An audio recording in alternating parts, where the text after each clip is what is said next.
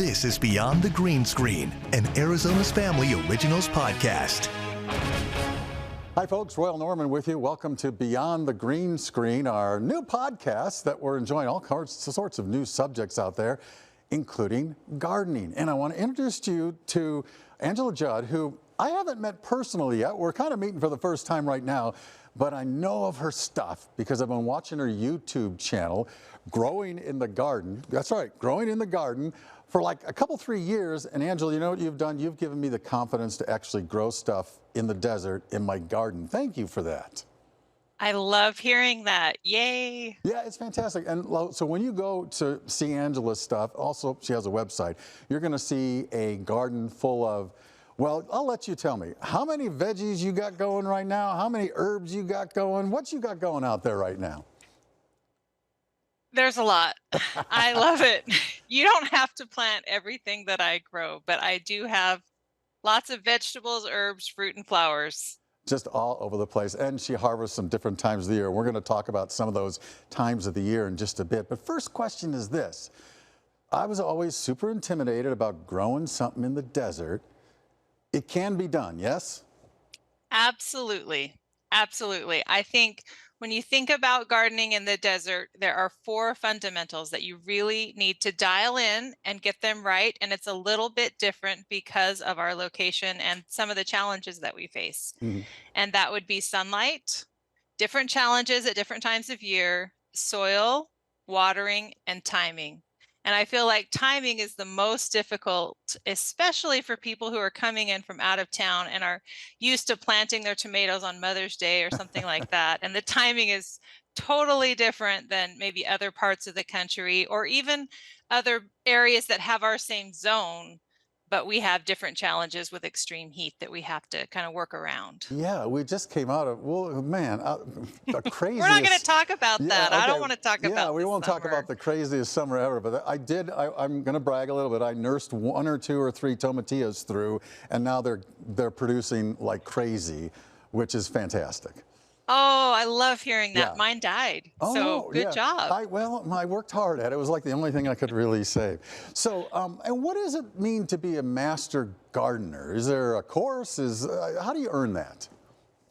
All right, anybody can do it. And it's nothing to do with Star Wars or Yodas or anything like that. So it really is pretty simple. So the University of Arizona offers this program, and most counties do. So it's offered through the Extension Office of University of Arizona, and they offer it a couple of times during the year. And so you apply, and their focus is really on volunteering and teaching you to get out in the community and help others. But it is a program, it's a 17-week training course. You plan on attending, it's about 3 hours, I think, each class. And then you also have 50 hours of volunteer work that you do as part of that. And that's really where you get your hands in the dirt and you learn from other gardeners. And that's where I feel like the real education for me was in that volunteering and working alongside, master gardeners, someone like Pam Perry, who has been gardening for decades here in the low desert, and just kind of soaking all of that in. So that's the program. And once you complete that, then you're a master gardener and you continue volunteering each year as part of that. So you also, the thing that got me started was you did a story or a series or a video on how you can just get those pots, a little, what are they? Not leather, but felt pots. A grow bag? Yeah, a grow bag. And you can actually do stuff in there, and that's how I had my first successes. Grow bags are really an easy way to start, aren't they? They're very economical, and you can move them. Say you start a garden and you notice one area might have good sunlight, but then the time of year changes and it isn't getting good sunlight, or maybe it's the summer and it's getting too much sunlight. So it really gives you the flexibility to move your garden wherever you want to garden. And it's really economical, easy way to get started. It really is, and I do that trick. I drag them around, I try to figure out where the sun is, and even the bigger ones you can kind of drag around. Yeah. So grow bags are good, but for most of us, you would recommend, I would assume, that we have some sort of elevated above ground gardening so we can make that soil pretty perfect, right? Well, most of my gardens are in raised Right. beds. And that's an easy way to get started gardening because you can fill them up with the best soil right away. The watering is simplified. With a container, typically you're going to be watering that by hand. With raised beds, you can set up kind of automatic drip system watering, which helps simplify things and keeps things regularly watered, which keeps the plants from getting stressed out, which makes them happier, which, is good. Which So I think, go ahead. No, I was going to say, which made me smile because again, watching Angela's videos, I've done that same thing on part of my garden where I don't move it around, and it's all on a drip system and it's all on a timer, and works pretty good, doesn't it? It really does. Yeah, and it's not even super expensive to do, and if I can do it, just about anybody can. So most of your gardening is elevated, but here's what I want to stress from what I've seen of what you've done. You have a lush garden in the desert. That just is amazing to me. How do you do? How much work goes into that? Well, I love it. Yeah. And quite a bit. Not as much as I would like. If I could spend every day out in the garden, that's where I would be. But I find myself, behind a computer more often than I would like. So it does take a lot of work, but I would say if you want to have a garden, start small. Start with one vegetable, one herb, one flower, learn all you can about growing those, and then add more. For me, I can continue. There's lots of things I haven't planted, so I keep adding more, and it's, it's grown a lot. Yeah, so now, correct me if I'm wrong, I don't think I've ever seen corn. Have you done corn? I've done corn a few times, but I am not great at growing corn. And that's what I'm saying. You kind of learn. I've tried corn, fail. I'm not going to try it again because it just didn't work. But is that kind of you shouldn't get disappointed, I'm saying, if you try something and it doesn't work, right? No, I think you can try, and each season's so different, right? As well as anyone, what the weather brings. We're not in charge of all of the conditions. And so if we can have optimal conditions, then we might have, 1 year, last summer was the summer of the cantaloupe for me. Like we had dozens of cantaloupes and they grew so well. And this year, because it was just a little bit hotter, I got a few cantaloupes, but not as many, but we definitely had, more than we can use of other crops. And so it really is, some things are out of your control and other things you realize, okay, maybe I don't want to dedicate as much space just to, like what you were saying, to corn. Right. Corn needs a lot of, growing area. You need to grow a lot of it to grow it well. And, for the reward, maybe I don't want to spend all of my garden equity on corn. Maybe I want to choose a few different crops. Yeah, I hear you on that. But you know what? I think you like to do this too, and I'm just going to share with folks. I like to find seeds that are sort of quote unquote native to Arizona, and I love to use those because first of all, they're pretty adapted to our climate already, and they seem to work really well. Absolutely. If you can find seeds from local sources, and better yet, learn about the crops you're growing and learn how to save your own seeds. And then over time, those will be adapted to your particular garden. I love that. So Angela talked about getting too much of one thing. Now it's actually happened to me, but I know, and again, inspiration, I learned from her that you don't have to worry if you have too much, because there are things like if you have onions or garlic or whatever that you can either save, and it's not a big preserving process, or you can share with family and friends, right? Absolutely. And so that's what you do. I mean, like, so what's in? I mean, didn't you have a bunch of garlic one year? And I mean, it was just crazy.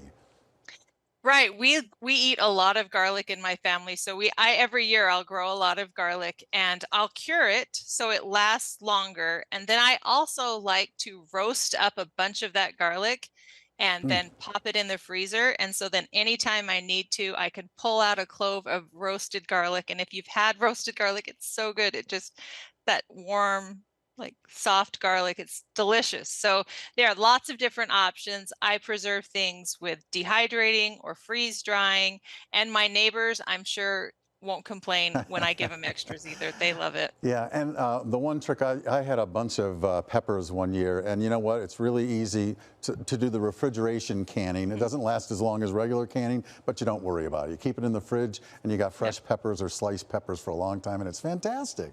Absolutely. And you feel great that you know, okay, so I made salsa with my tomatillas last weekend.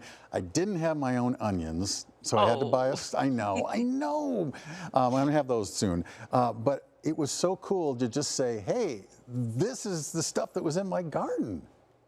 Right. I tell my kids, like, this was locally sourced, organic, Yeah. when meaning I walked outside my yard and picked it for them. I love that. That's what I'm going to use for now, too. I want to mention the other reason I think I ran into Angela online is because I made a visit to the Arizona Worm Farm, which I know that you've done a lot of work with over the years. Arizona Worm Farm is also, I would say, to me anyway, it was a great place to get started because not only do they have this great soil and this whole worm thing going on, which just amazes me, but they also have great startings and stuff like that. It's a really cool place, isn't it? It just gets better and better. Zach and the team out there, they know what they're doing, and their customer service is the best too. I love going out there, learning from them. Again, I partner with them to make that soil that I Yep. love for my raised beds, Yep. but I also love getting transplants there, worms, like you say, worm castings, all of those things that are going to help make your garden better. A visit to the worm farm is definitely worth it. Yeah. And And yeah. it's amazing, the worm thing. I'm going to tell a story. I'm going to make it short. The worms went into my garden.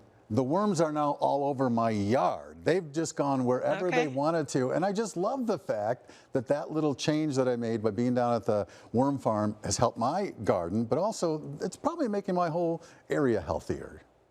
Right. Well, and it's such an easy way to get started with composting because big scale composting can be overwhelming and it's a little bit trickier, but with in-bed vermicomposting, which is what I do with worms, you feed your food scraps into the bed, the worms eat them, they make worm castings, which feeds your garden. It just gives you that satisfaction of, taking care of your own waste and turning it into usable fertilizer for your garden. It's fabulous. Angela Judd is our guest today on Beyond the Green Screen. Her great YouTube site is Growing in the Garden.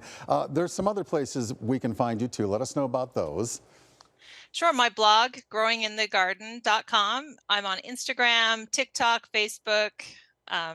Yeah, all the places. And you can get an email automatically, which I do all the time, so I know what's going on. Sign up for my newsletter. Yeah. I send out tips once a week. Every Thursday morning, you can get my email, and I send out seasonal tips and tricks and things like that. New posts. Okay, so now we get to talk about the seasons. As this podcast is going to air late November, early December, folks are probably scratching their heads saying, oh, there's nothing I can plant right now. But there are some things you can do both outside and inside, yes? Absolutely. So the days are getting shorter. So the crops are going to grow a little bit slower, but there is still time to get a succession or a first time planting in of some of our favorite cool season crops like broccoli, cauliflower, cabbage, carrots, those kinds of things. You can look, I have a calendar that has exactly what you can plant each month.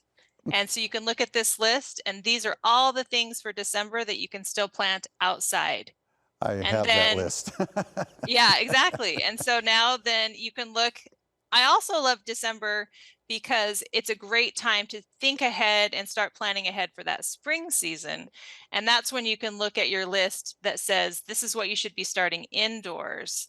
And if nothing else, go to the grocery store, buy a sweet potato, buy some ginger, buy some turmeric, and let those get sprouting, and you will be ready to get those started once temperatures warm up in the spring. Oh, that's fantastic. So I was going to ask you, what's the 1 or 2 or 3 things I can start inside right now? I think you just told me that I can be ready for when it starts getting warm again. Yeah, starting seeds indoors can be a little bit intimidating. And so if you're nervous to get going, because there's some steps involved with that, but anybody can buy a sweet potato, sprout that or ginger and turmeric. I've got instructions on my website for how to do all 3 of those, and you'll be ready to go and get those right into the ground as soon as it's warm enough. Yeah, and if you're going to try to grow garlic, it's got to be soft neck, yes? Soft neck garlic does best. Yes, that's what I learned. Good job.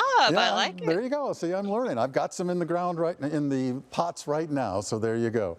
Angela, it was a joy to meet you and talk with you. I hope we get to do this regularly because I think that it really is nice to sort of, as the seasons and the heat and the climate changes every year and we warm up, that we sort of remind folks, hey, we can still do this gardening thing outside.